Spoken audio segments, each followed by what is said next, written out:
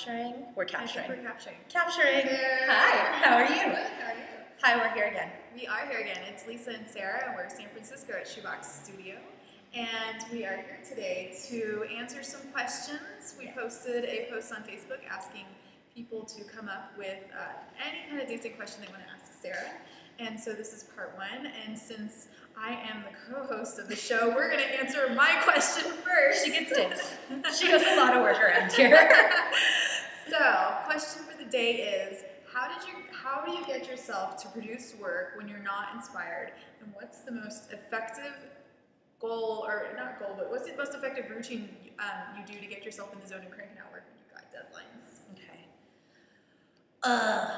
Okay, so first of all, trying to make dances when you're not inspired is terrible, and it's like pulling teeth without anesthesia or something. Like, it's just awful. Like, it's totally, like, there's nothing, you feel like there's nothing to pull from, and that is really hard.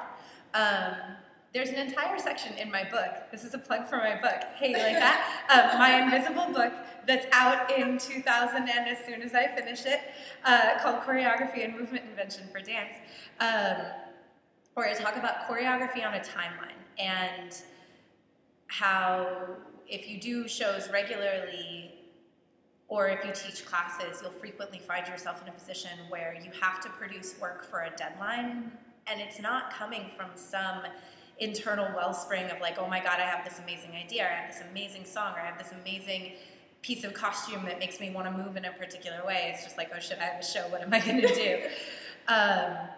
And it's really hard, and it's one of my least favorite sensations is going into the studio and feeling like I have to put something out and I don't have anything to pull from.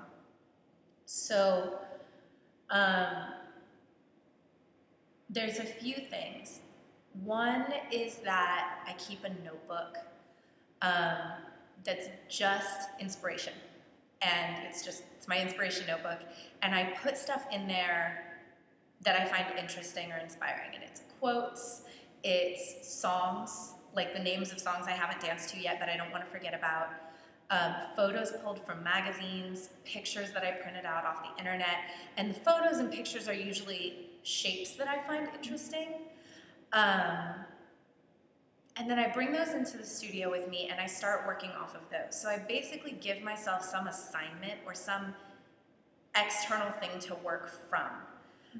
So it doesn't have to come from me as much. And I can start building movement by going, oh, this is a really interesting shape. I wonder if I can get my body into this shape. Okay, I'm here. Now, how would I get into this? Let me like rewind, and how would I get into this shape? Okay, that's how I get into this shape. Okay, that's 1 and 2. Now I just have like 300 more counts to go. What about like a picture? Like, how do you make a choreography from like a dress you like, or, you know, because you said you have these pictures as well. I don't. Now, from a dress, I've never been the kind of person who choreographs off of costume. Like, I never start with costume as being the inspiration. When I first heard in a choreography workshop that costume was the starting place for dancers, I was shocked, because costuming is like my least favorite part of dance, and I find it really difficult, and it makes me feel crazy, and I would just dance in my practice clothes all the time. I'm like, why can't I wear this on stage? I don't understand. Yeah, I don't care at all. And I find them distracting, and if there's stuff on my head, I can't do anything. I don't know, I hate costume. That's not a question.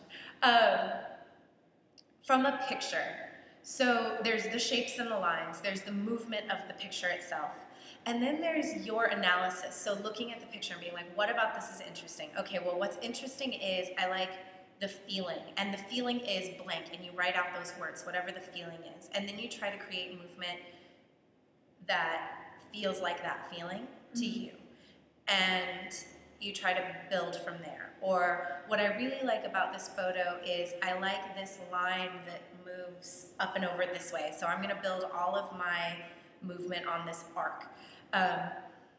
When I'm not inspired emotionally to dance, it becomes a much more intellectual process. I have to work off of something, and that's when you go to craft. Because like writing, there are times when you're like, oh my God, I'm so moved about this subject. I'm going to sit down and I'm going to write this thing right now. And it's all like, it just flows. And then there's like college, you have an essay due on Friday and you just have to get something out. And you know that a standard essay is 5 paragraphs and there's a thesis statement. It's the same thing with your dance. You know there's going to be a beginning, a middle, and an end, that there's going to be some repetition, there's going to be some theme and variation. You're going to take a few movements and figure out how to develop them. What usually happens if you're lucky is somewhere midway through you decide that what you're working on is cool, and then you get inspired by what you've done so far. So that's the thing that I feel like you're looking for. It's like you just want to dig enough to get a spark of excitement. And then you can be like, oh, this actually looks really cool, and this gives me another idea, and this gives me another idea, and this gives me another idea. Which means you can't shut yourself down. You can't tell yourself your ideas are stupid and dismiss them before you've had a chance to get excited about them. I rely heavily on video. I've seen you. I put my video camera up, I practice, I throw out a bunch of ideas, and I feel like, oh my God, this is totally dumb, I don't like any of this. And then I go watch the video and I'm like, oh, actually, this chunk is cool, I'm excited about this, let me work off of this one chunk. If you have a group, or you have a rehearsal assistant, or you have somebody else you're working with, then you can throw out ideas and immediately see them on someone else's body and be like, yes, that's cool, let's keep going. Or they get excited, and seeing them get excited keeps you going. The thing about what's the most effective routine I've found to make myself work, I don't entirely have an effective routine yet. I'm still working on that. I have lots of ineffective routines.